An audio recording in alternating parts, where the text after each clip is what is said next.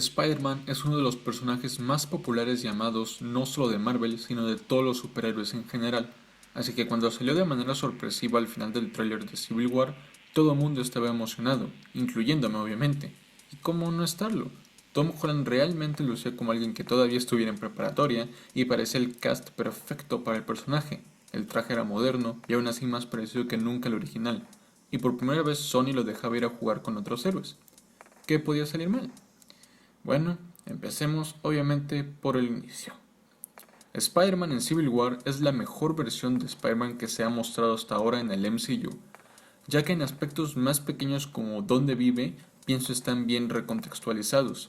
Vive en un departamento no muy grande y su cuarto es pequeño, que es la clase de lugar en la que vive la gente común en ciudades tan grandes como Nueva York, y establecen elementos como que consigue computadoras viejas para desarmarlas, además de que claro, él mismo se construye sus lanzatelarañas, aspectos que ayudan a presentar una versión de Peter que está más apegada e interesada en la tecnología informática y campos de ingenierías, lo cual considero es algo más aproximado a la concepción actual y aún así estereotipada que se tiene de un nerd, lo que se expandiría muy bien en el resto de apariciones con detalles como su fanatismo por los Legos y cine de ciencia ficción. Y sin mencionar nada sobre el tío Ben, porque es una historia que ya todo el mundo sabe y que no es necesaria introducir en un guión ya muy cargado, se deja claro que tiene la filosofía de que al tener esos poderes es su obligación ayudar a otros porque tiene la capacidad de hacerlo, que es volver a decir un gran poder conlleva una gran responsabilidad, pero con otras palabras para no sonar repetitivo. Y funciona. Así que pienso que fue una buena forma de readaptar a Spider-Man y que se siente diferente. Y sí, desde esta película le empieza a llamar a señor Stark a Iron Man, pero tiene sentido. Digo, para cuando ocurrieron los eventos de la primera película de los Vengadores en 2012, Peter aún era un niño. Por supuesto que iban a ser los héroes que admiraba, y por supuesto que cuando obtuvo sus poderes le pasó por la mente cómo sería ser uno de ellos. Es más, sería raro que no lo hubiera pensado. Y si el mismísimo Iron Man llegara a convocarte para ayudarle y te da herramientas nuevas, por supuesto que querrías mantenerte a la altura y lo tratarías como una figura de autoridad. Pero las cosas empezarían a complicar en Homecoming. ¿Recuerdan que en Civil War cuando Tony lo amenaza con decirle la verdad a la tía May, Peter le lanza una telaraña y le dice que no se atreva a hacerlo? ¿Se imaginan al Spider-Man de Homecoming haciendo algo así?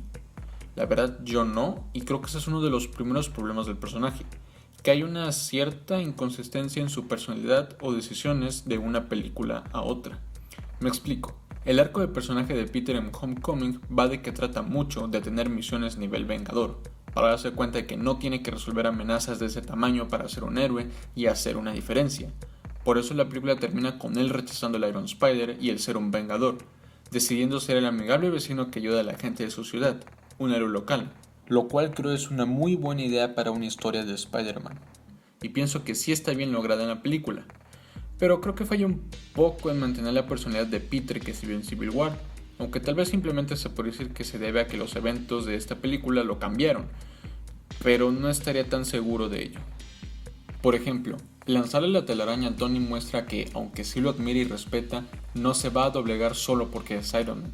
Peter sabe que puede ser su propia clase de héroe y uno bueno, pero en Homecoming creo que pasa lo opuesto y siempre muestra un peso ante la presencia impuesta por Tony.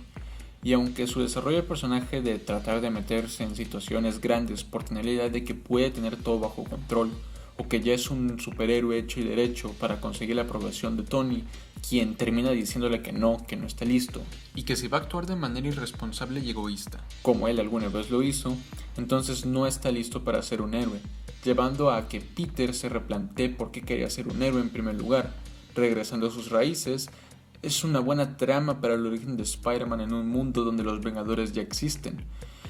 Pero debo admitir que no estoy encantado de que su historia esté tan influenciada por el contexto, porque por alguna razón, cuando en el resto de películas de otros personajes las conexiones con el universo son referencias, con Spider-Man tienen que ser una parte central de la historia, como con el origen de sus villanos. ¿Y qué pasaría con Spider-Man después de que rechaza a los Vengadores y decidiera ser un héroe local? Lo nombran un Vengador y muere en otro planeta y revive. La verdad es que el único momento que me incomoda un poco de su aparición en Infinity War y de ambas cintas de los Vengadores en general es su reacción al ser nombrado un miembro, Su expresión no sé si deberíamos interpretarla como un "es hora, mi momento de brillar ha llegado" o como "demonios, ¿en qué me he metido?". Pero la verdad es que en ese contexto de amenaza universal realmente no importa, porque no habrá vecindario que proteger si no hay planeta. Y si puede ayudar, tiene sentido que lo haga.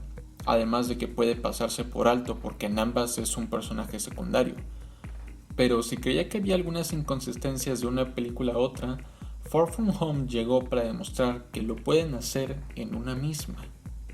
Durante toda esta película se habla sobre la pérdida de Iron Man y de cómo el mundo podría quedar vulnerable por su ausencia, y que ahora es turno de Peter llenar el vacío que quedó. Y aunque la idea de que se proponga que Spider-Man pueda reemplazar a Iron Man y seguir su legado se me hace un tanto extraña porque nunca han tenido la misma influencia o importancia a nivel global dentro del mismo universo ficticio en que viven los personajes, ese no es realmente del todo el problema. El problema, de los varios que considero llega a tener la película, y que es una de las razones por la que creo esta versión no ha sido del todo bien aceptada, se presenta en una escena en concreto. Cuando estando dentro del jet en Holanda, Happy le dice a Peter que no puede ser Iron Man, que nadie puede estar a la altura de lo que hizo Tony, ni el propio Tony. Cuando vi esto realmente pensé que este era el momento en que Peter dejaría atrás la sombra de Iron Man y de tratar de ser como él, y buscaría su propia forma de ser un héroe. Pero justo lo que pasa después de eso, cuando Peter está construyendo su traje, muy claramente te están diciendo que Happy, al ver a Peter armándolo, le recuerda a Tony. En la misma escena te están diciendo, usando al mismo personaje, dos ideas completamente opuestas sobre quién es Spider-Man, si el nuevo Iron Man o un nuevo héroe. Y esto se podría tomar como un reflejo de que en Marvel Studios tienen miedo o no están seguros de cómo usar al personaje, porque no han sabido cómo o dónde colocarlo dentro de su universo. Es como si quisieran ponerlo como uno de los personajes principales de la saga o del equipo de los Vengadores, pero a la vez quieren dejarlo como alguien todavía joven que sigue viendo a otros héroes como su inspiración, en lugar de ser él quien inspire a otros. Y tal vez este último punto sea una de las cosas que también ha fallado en esta versión, que realmente no ha sido tan inspirador o un modelo a seguir para la gente que lo rodea o para la audiencia misma. Algo que se entendió mucho mejor en Into the Spider-Verse, la trilogía de Maguire, e incluso me atrevería a decir que en las de Andrew Garfield también.